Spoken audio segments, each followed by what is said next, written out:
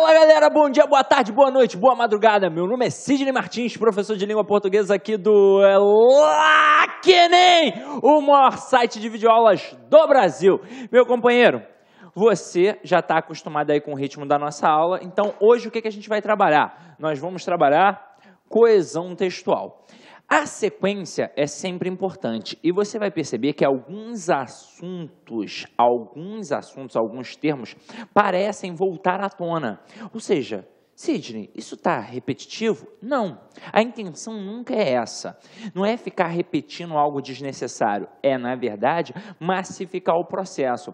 Lembra que eu disse a vocês que a análise textual só começa na análise gramatical? Então, na língua portuguesa, está tudo interligado. Só para citar como um exemplo, imagina o seguinte, se eu estivesse aqui trabalhando uma aula de vozes verbais.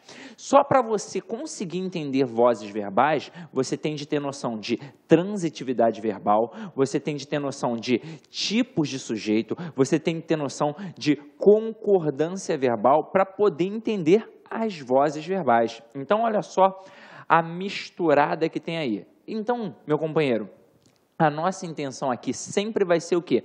Massificar o conhecimento. Só massificando que nós vamos fazer a diferença. Só para citar como exemplo, eu não sei se eu já falei isso para vocês, mas eu sempre digo para o meu aluno, eu trabalhei aqui no Rio, em grandes colégios, e talvez os colégios mais fortes que tem aqui são os colégios católicos. Os colégios que são caros, né, e que a galera tem grana para pagar. Qual é a diferença deste colégio para um colégio, de repente, de mercado, que até é bom também? A diferença é o tanto de vezes que esse camarada vai massificar o conhecimento. É óbvio que vai contar também a educação que essa criança já tem em casa, já tem dinheiro, mas a massificação do conteúdo é que conta. Então, se liga só. Imagina você que já faz um curso no outro local. Você vai ver um determinado assunto, pronto, e acabou. Imagina você trabalhando uma redação. O que você precisa fazer para melhorar na sua redação, seja aqui ou em qualquer outro cursinho? Você, primeiro, precisa ler bastante. E eu já disse a vocês em aulas anteriores que nós precisamos ler o editorial e algumas revistas e jornais de importância, de excelência. E você precisa produzir. Ah, professor, como é que vai ficar isso daí? Se Deus quiser, em breve, a gente vai ter uma plataforma aqui importante para isso. Mas você precisa produzir. Enquanto você ainda está temeroso com o seu texto, faça o seguinte, mostra para o namorado, mostra para a namorada, mostra para a mãe, mostra para o pai, mostra para uma professora. Então, trabalhe assim, mas nunca deixe de produzir. Não adianta nada você ficar aqui prestando atenção na aula, olhando para essa cara feia e no final das contas nunca produzir um texto. Eu tive um aluno, eu fiquei com pena dele na época, eu dei aula para ele durante o ano inteiro. E ele não me entregava uma redação. Chegou o grande dia do concurso, ele sabia como produzir, porque ele já tinha aprendido, mas ele não produzia. Ele não, ele ficava com vergonha. Ah, sim, depois eu entrego, coisa e tal, mas aquilo era vergonha. Vergonha boba. Ah, mas você é professor de língua portuguesa, você vai ver meu erro. Meu Deus do céu, você só aprende errando. Então ele ficou com tanta vergonha que ele não me entregou o texto durante o ano. O que aconteceu lá no concurso? Mandou bem na prova de língua portuguesa, chegou na hora da redação, travou. Não conseguiu fazer nem a introdução. E você não quer passar por isso, não é não? Então vamos lá, vamos começar a entender o que é a coesão textual. Então se liga só, quando eu estou falando, e vocês já perceberam que eu gosto de falar bastante, eu posso várias vezes repetir determinados termos, e isso não causa estranheza. Agora, quando eu escrevo e repito, isso vai causar um estranhamento, porque o avaliador vai perceber a pobreza de vocabulário que você tem. Para evitar isso, eu vou utilizar quem? A coesão textual. Basicamente, no nosso caso aqui no Enem, nós trabalhamos dois tipos de coesão. Nós trabalhamos a coesão referencial e a coesão sequencial. O que é isso? A coesão da referência é para evitar, muitas das vezes, a repetição de um termo ou meramente para fazer uma referência a um outro elemento. Então, basicamente, a gente tem um pronome que vai fazer referência a um substantivo. Nada impede que eu tenha substantivo fazendo referência a substantivo também, mas o elemento básico da coesão referencial é o pronome. E se eu não me engano, eu já disse a vocês, são 3 pronomes muito importantes. Os outros entram na brincadeira também? Eles entram, mas o pronome relativo, o demonstrativo e o pronome pessoal oblíquo átono são extremamente importantes para nós. Agora, o que é a coesão sequencial? É aquela que vai trabalhar a sequência das ideias, dentro ali do texto, trabalhando entre as frases, entre os períodos, entre os parágrafos e por aí vai. E sequência de que tipo de ideia? Ué, das ideias, dos sentidos, de causa, de consequência, de finalidade, de oposição, de adição, de proporcionalidade e por aí vai. Então, se eu consigo tornar um texto coeso, e essa coesão tende a ver também com a estrutura que eu já mostrei a vocês, se você consegue conectar as frases, os elementos, consegue conectar os períodos, os parágrafos, consegue manter uma progressão lógica do sentido, isso daí tudo está te auxiliando na coerência. Então, a parte da macroestrutura, como nós trabalhamos em aulas anteriores, está garantida. Vai depender o que agora? Da microestrutura, que é a parte gramatical, e que nós também ainda vamos trabalhar. Beleza? Então, vamos deixar de enrolação e vamos ver como é que o negócio funciona. Ó, vem aqui comigo. Ó. Coesão textual. Um texto é um conjunto de parágrafos formados por conjuntos de frases, formadas por conjuntos de orações, formadas por conjuntos de palavras. A conexão entre essas partes de um texto formam a coesão textual. Então, se liga só. Quando a gente fala em texto, a gente pensa nisso daqui. É um tecido. Já, na continuidade do material, eu vou mencionar isso daqui mais uma vez. E aí, você vai perceber que ele vai se conectar. São frases, são orações, são períodos e por aí vai. Sabe por quê?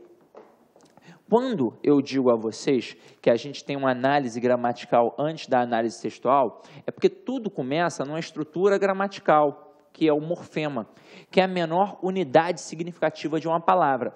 Diante do morfema, a gente parte para a palavra, depois parte para a função sintática,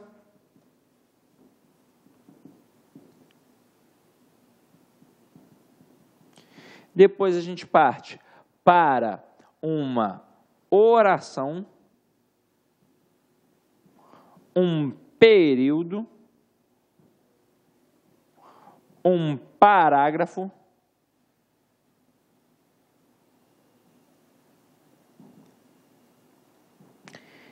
e o texto.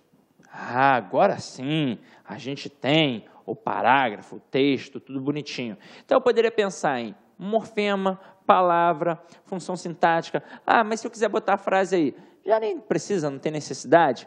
Então, se liga só aqui, ó, comigo. Até aqui, o período, eu tenho uma análise gramatical. E quando eu falo de período, parágrafo e texto, eu tenho a análise textual. Como eu vou conseguir fazer uma análise textual sem o período? E como eu vou conseguir chegar ao período sem ter passado por todo o outro processo gramatical? Não tem como. Então, eu quero massificar várias e várias vezes. Eu tenho na língua portuguesa tudo interligado, tudo depende de um contexto. Então, vamos começar a nossa brincadeira aqui para valer agora, para você entender tudo isso que eu quero falar. Olha só. Quando a gente trabalha, a expressão texto em latim, a palavra texto que a gente tem, ela vem do latim que significa testum ou testum. E isso significa tecido. Assim como eu mostrei para vocês aquele desenhozinho, essa camisa aqui é um tecido. Opa, a formação é a mesma? É. Esse tecido, ele é cortado, ele é entrelaçado. Você não consegue ver de longe, talvez aí na câmera, mas aqui de perto eu consigo ver. E o que tem aqui no meio? São as famosas entrelinhas. Então, quando eu faço isso daqui, ó, aqui no meio eu tenho as chamadas entrelinhas. Sabe o que significa? Que essas entrelinhas são preenchidas com o teu conhecimento de mundo. Então, você vai fazer a leitura de um texto, e eu posso pegar o mesmo texto que você está lendo e interpretar de forma diferente, ou de forma similar, só que ampliada. Por quê? Porque o meu conhecimento de mundo é diferente do teu conhecimento de mundo. Ou talvez, dependendo do texto em análise, a minha interpretação vai ser de forma reduzida. Por quê? Porque, de repente, é um assunto que você domina mais do que eu. Então, gente, eu quero que vocês entendam que um texto, ele pode adquirir diversas nuances de acordo com o teu conhecimento de mundo. Imagina um grande clássico da literatura, o Dom Casmurro do Machado de Assis. Você pega esse livro com 13 anos, ou com 14, você vai odiar. Pega o mesmo livro com 25 anos, você vai adorar. Aí você vai falar, poxa, como é que eu não gostava deste livro e agora eu gosto? Porque o teu conhecimento de mundo ampliou. Então você vai perceber que textos bons devem ser lidos sempre, até mesmo porque você vai ampliar o teu conhecimento de mundo e cada leitura você vai perceber algo a mais. É por isso que a gente não pode ter preguiça no dia de fazer a prova de língua portuguesa de voltar ao texto, porque cada leitura que eu faço mais atenta, eu percebo algo melhor, tranquilo? Então vamos lá, ó.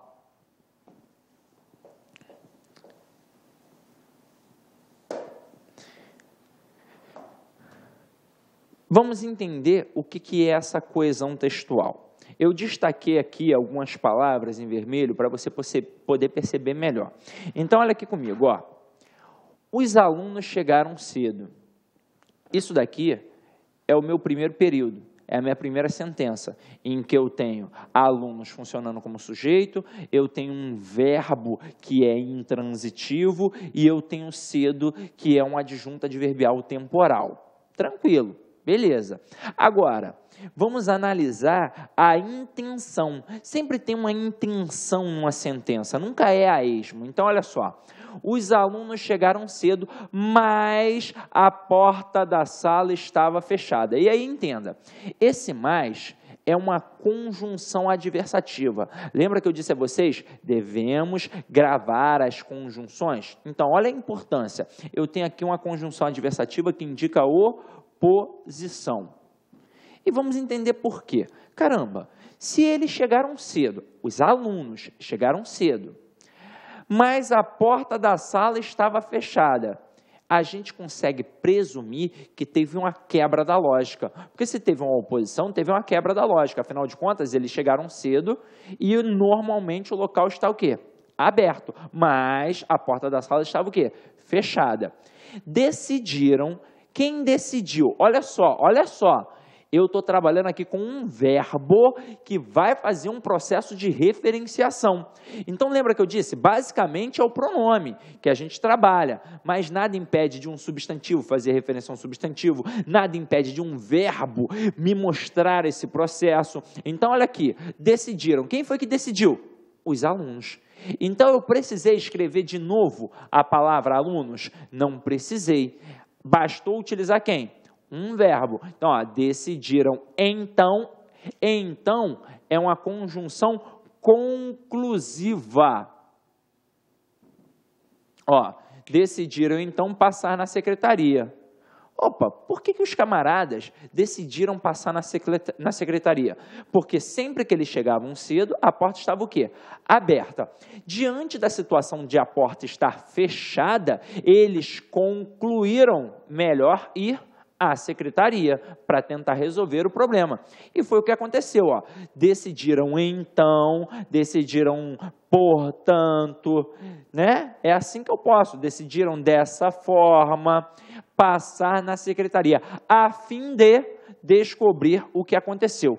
Essa estrutura, essa locução a fim de, ela indica finalidade. Eu até poderia substituir pela preposição para. Então, eu poderia colocar aqui, ó, passar na secretaria para descobrir o que aconteceu. Então, se aqui indica finalidade, vamos analisar o processo.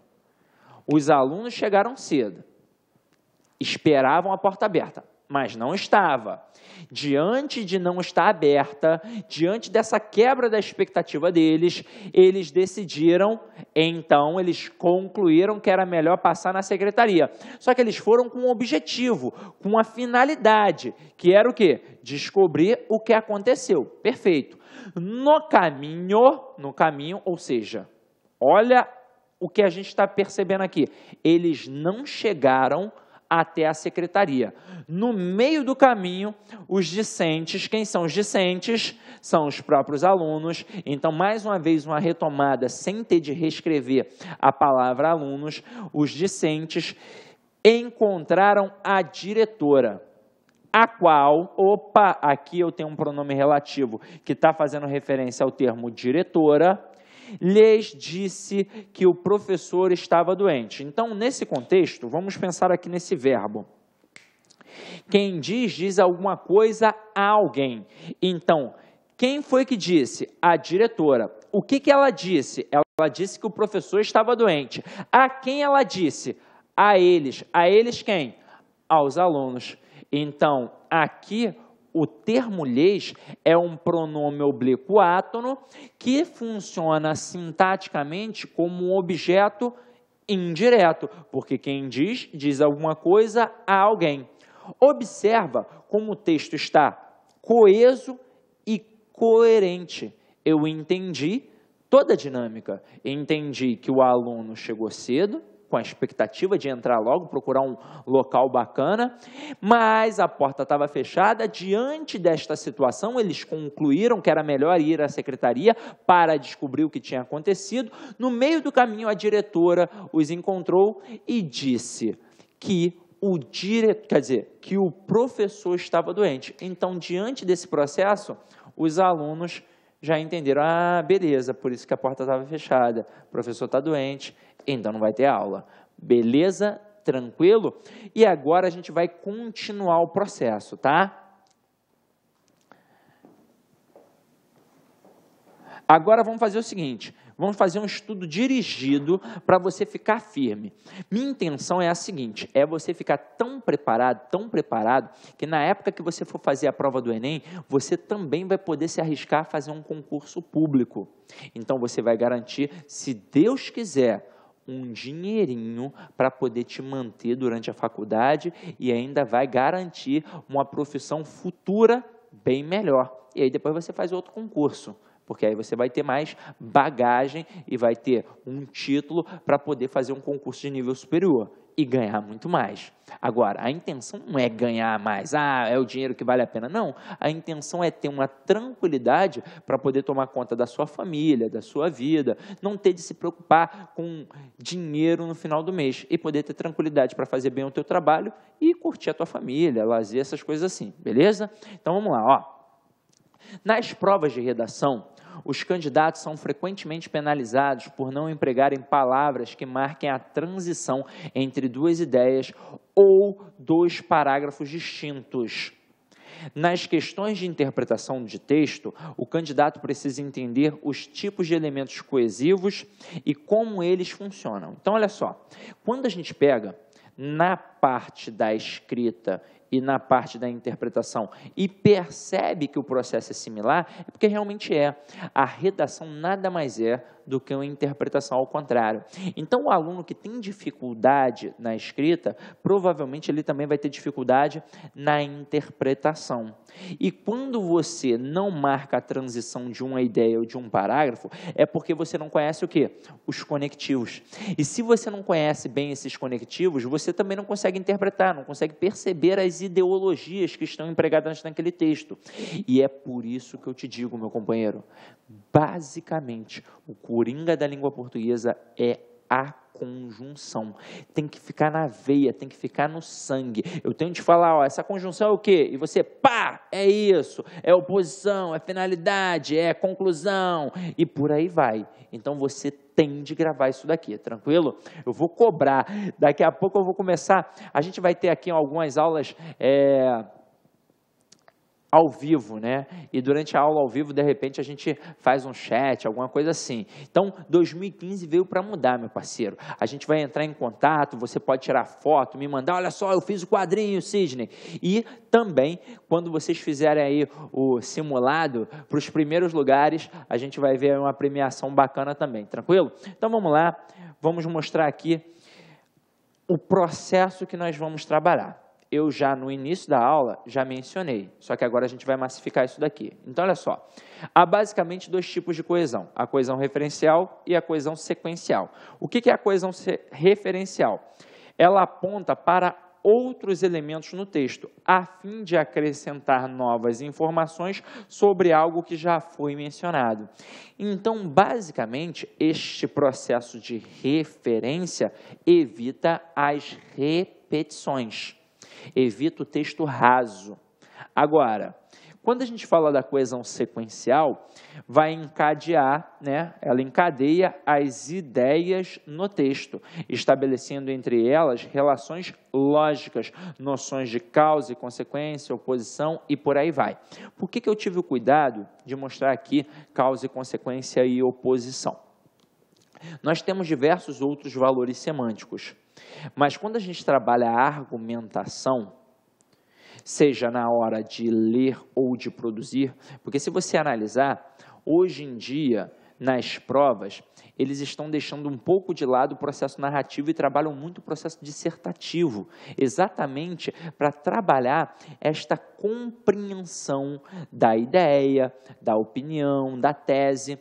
E você precisa entender que o processo de causa e consequência e de oposição estão firmes, tanto dentro do teu texto quanto na hora de interpretá-lo. Vão cobrar outros valores? É óbvio que vão, mas causa e consequência e oposição sempre estarão lá, tranquilo? Então, olha aqui comigo, ó. Vamos trabalhar aqui mais um processozinho, ó.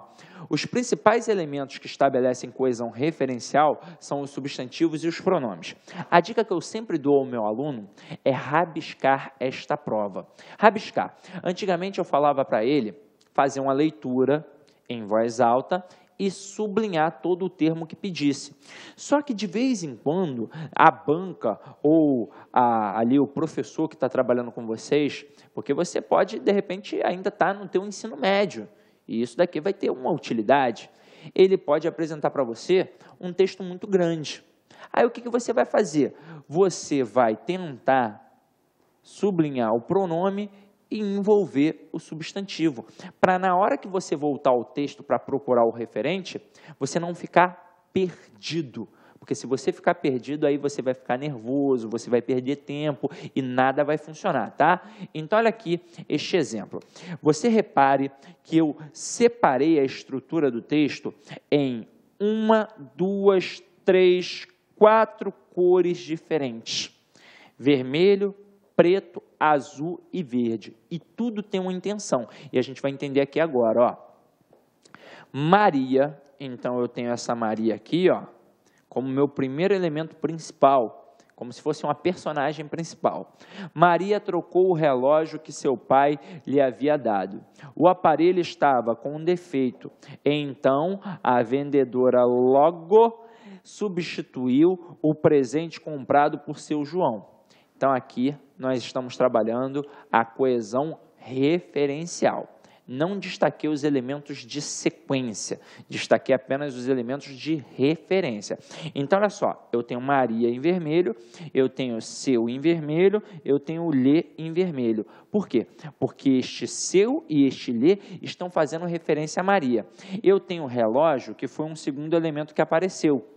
Que tal o quê? Azul. Eu tenho o que é um pronome relativo, que está fazendo referência ao relógio, por isso que também está em azul. Eu tenho o aparelho, que foi uma forma de utilizar um substantivo, um sinônimo, que evitasse a repetição da palavra relógio. E eu tenho aqui, mais uma vez, a palavra presente. Então, eu posso evitar as repetições através dos elementos coesivos como pronomes, e eu também posso evitar através dos próprios substantivos, de elementos sinônimos. E aqui eu tenho o terceiro elemento de referência, de apresentação, que é o pai, E eu tenho aqui uma estrutura verde que vai fazer referência a este pai. E agora a gente vai entender com toda a calma e tranquilidade como isso funciona dentro do texto. Então vamos lá, ó. Maria trocou o relógio. Beleza. Este que é um pronome relativo que sempre faz referência ao termo anterior. Provavelmente, enquanto você estava no ensino fundamental, as professoras ensinaram a evitar repetição através do pronome relativo que. Só que isso acarretou um outro problema, que foi o problema do queísmo. Então, o aluno ele não repetia o substantivo, mas ele repetia toda hora o que. Aí ficava no texto que, 15, 20, 30 vezes o que dentro do texto. Isso também é uma repetição. Então, você daqui a pouco vai aprender que nós temos outros pronomes relativos a serem utilizados, tá? Mas é num outro momento. Então, olha cá, ó. Maria trocou o relógio que seu pai lhe havia dado. Então, vamos estruturar isso daqui. A Maria trocou o relógio que seu pai lhe havia dado. Então, para e pensa aqui, ó. Nessa estrutura, nessa locução aqui, a gente tem havia dado. E quem dá alguma coisa a alguém. O que o pai da Maria deu? O pai da Maria deu o relógio. A quem? A ela. Então, este lhe está funcionando como um pronome oblíquo átono que faz referência a Maria. E por que esse seu está vermelho? Se ele está aqui, ó, no masculino e pai está no masculino. Eu aqui tenho um pronome possessivo. Para e pensa, eu tenho Maria e eu tenho o pai. O pai é de quem? O pai é da Maria.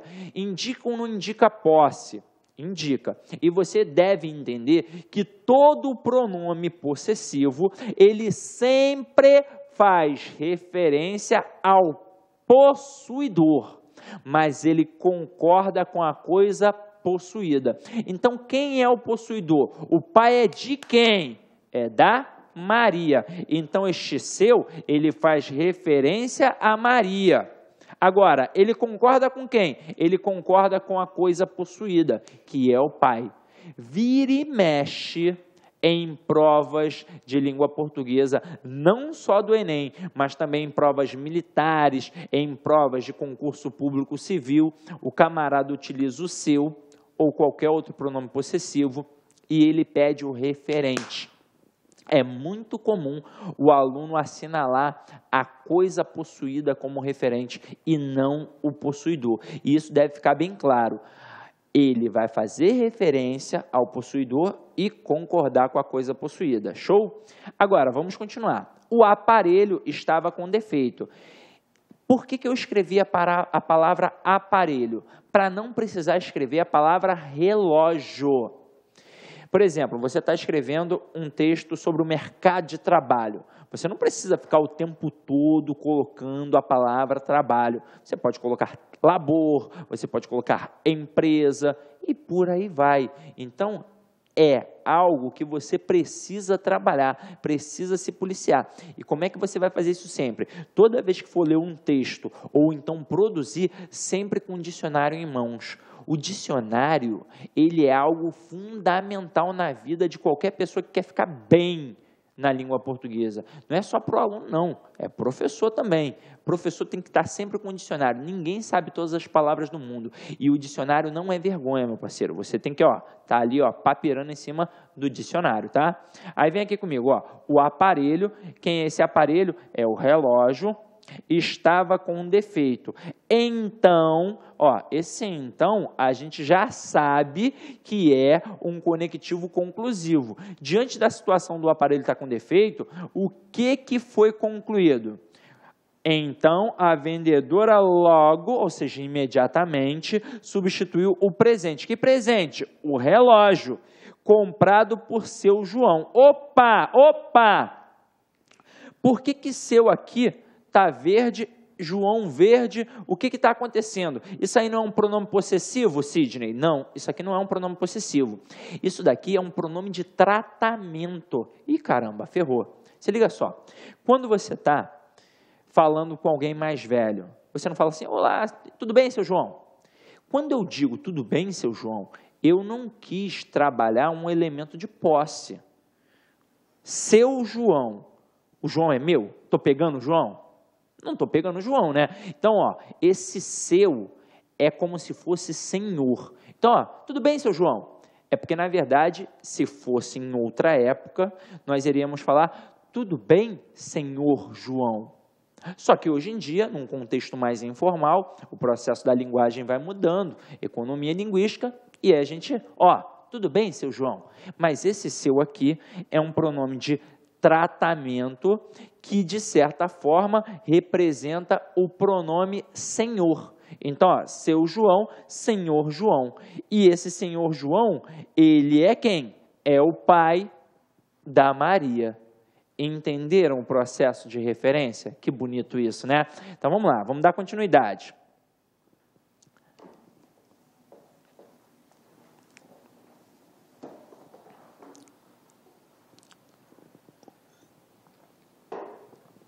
Observação. Opa! A elipse de um termo também funciona como um elemento coesivo anafórico. E aí se liga, você deve estar estranhando agora a palavra anafórico.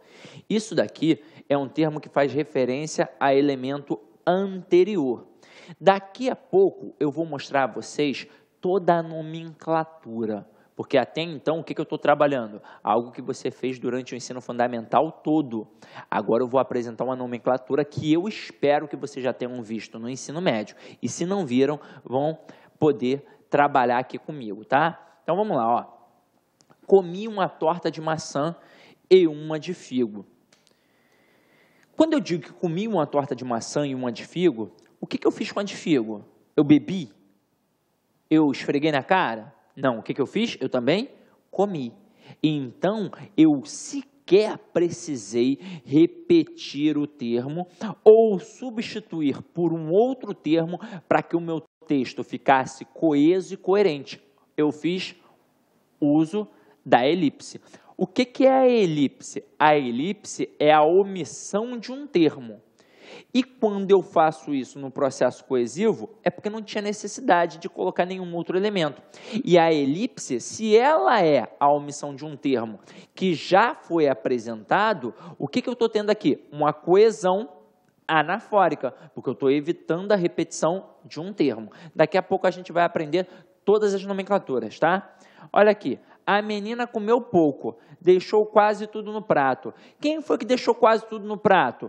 A menina. Eu preciso escrever de novo a palavra menina para que eu possa entender que quem deixou quase tudo no prato foi a menina? Afinal de contas, eu acabei de dizer que ela comeu pouco. Agora, olha o que não faria sentido. Eu dizer que a menina comeu muito e depois colocar, deixou quase tudo no prato. Aí, caramba, aí o texto ia ficar muito louco. Então, você deve entender que quando o texto me permite uma coerência, eu posso trabalhar com essa coesão da elipse, porque o texto vai ficar coeso e coerente, sem a necessidade de repetir o termo. Tranquilo? Belezinha? Então, vamos lá, ó. O que eu vou fazer aqui agora com vocês? Eu vou começar a mostrar a nomenclatura, para que vocês possam entender, tá? Então, vamos lá, ó.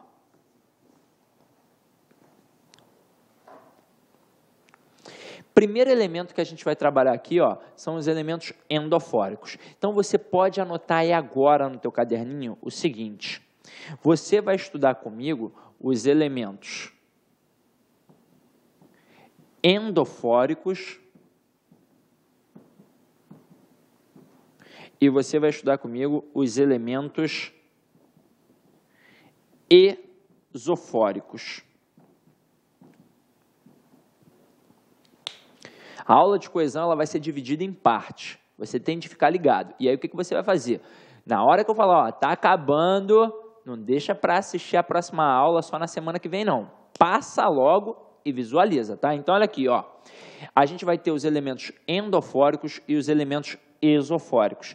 E agora você vai lembrar do titio Jorge que está trabalhando biologia com a gente. Não é o professor Jorge? Então, Professor Jorge, se não mencionou, em algum momento vai mencionar algo sobre o esqueleto. Então, eu tenho o endoesqueleto e eu tenho o exoesqueleto. O que é o endoesqueleto? O endoesqueleto é o esqueleto dentro do corpo. O que é o exoesqueleto? É o esqueleto fora do corpo. Então, quando eu trabalho o elemento endofórico, eu tenho um elemento dentro do texto. E quando eu trabalho o elemento esofórico, eu trabalho o elemento fora do texto. E aí você para e pensa. Se eu sou um elemento que está dentro do texto, tem como eu fazer referência a mim mesmo? Não, não tem. E aí é o que eu vou dizer a vocês. Essa referência endofórica, ela é tranquila. O bicho só pega aqui, ó, na referência esofórica. Então, se eu estou aqui, ó, sou um elemento dentro do texto. E esses elementos, eles se relacionam o tempo todo. Vocês perceberam aqui, diante dos exemplos que eu apresentei. Eles podem fazer referência a um termo que aparece depois, eles podem fazer referência a um termo que aparece antes, e eles podem, inclusive, fazer referência a um termo fora do texto.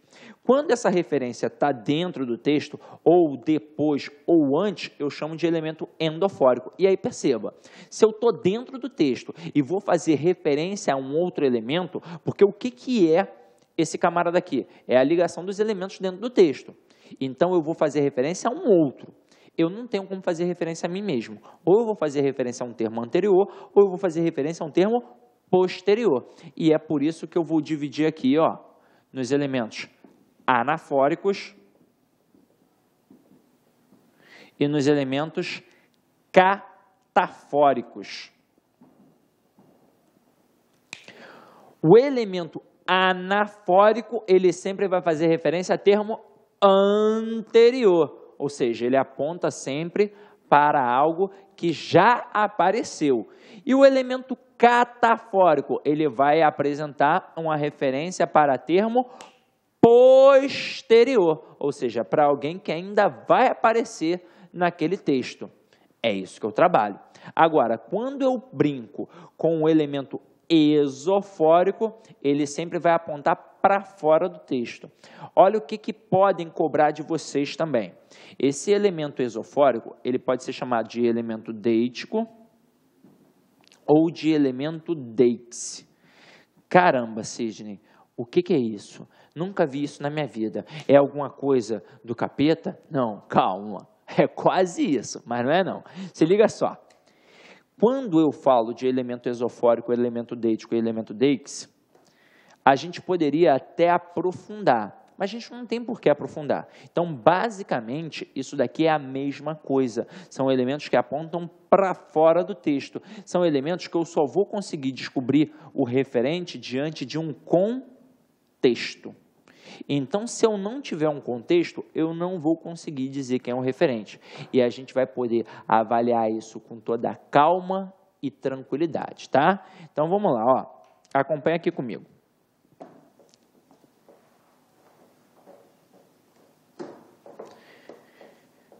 Então, a gente vai começar a dar uma olhada agora no elemento endofórico. Como eu disse a vocês, é a ligação de um elemento a outro dentro do texto, que eu divido em anafórico e catafórico. Vamos dar uma olhada primeiro no anafórico. Então, olha aqui.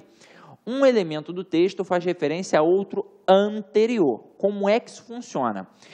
Esse camarada, ele sempre vai apontar para cima e para trás no texto. Se ele aponta para cima e para trás no texto, só tem como fazer referência a termo anterior. Vamos dar uma olhada no primeiro exemplo. João era casado com Maria. Então, eu tenho João e Maria como nossos personagens principais. Eu vou colocar um aqui no João e vou colocar 2 aqui na Maria. Até aí, tudo bem. Ontem, ou seja, tem uma marca temporal que eu não vou nem analisar, hein? Ontem ele a viu aos beijos com outro homem.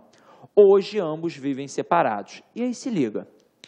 Se eu estivesse falando, eu poderia dizer que o João era casado com Maria, que ontem o João viu Maria aos beijos com outro homem, que hoje João e Maria vivem separados. Mas como a gente está escrevendo, a intenção é evitar o quê? A repetição. Então, para e pensa e responde aí para mim. Tem algum elemento que faça uma referência direta a João? Tem, não tem? Eu tenho ele. O ele faz referência a João. Quem é o ele? Só pode ser o João. E João está antes ou depois do ele? João está antes. Então, a referência anafórica. Tem algum outro elemento que faça uma referência direta a Maria? Tem, não tem? Tem o a. O a faz uma referência a Maria. Beleza. Que está antes ou depois do a? Está antes. Então, a referência anafórica. Aí eu te pergunto, você que está em casa agora, ou no trabalho, não sei, responda para mim, ou na escola, há algum outro elemento que faça referência a João ou a Maria? Para e pensa, olha, tem, não tem? Tem a palavra ambos. A palavra ambos, no caso, faz referência aos dois. E os dois aqui, no caso, João e a Maria, apareceram o quê? Apareceram antes. Isso serve para você produzir o seu texto e também serve para a tua prova de interpretação, meu companheiro. Você vai aprender, com certeza, com o professor César Bodão, a parte de compreensão e interpretação. E você vai perceber que isso daqui é uma questão de compreensão, porque está dentro do texto. Então, provavelmente, o camarada pode destacar uma palavra, um termo, como, por exemplo, o a, e perguntar a você a qual elemento dentro do texto está fazendo referência. Aqui, mole, né? Está fazendo referência a Maria. E se estiver muito distante, aquele bizu, sublinha o pronome e envolve o substantivo que você vai achar.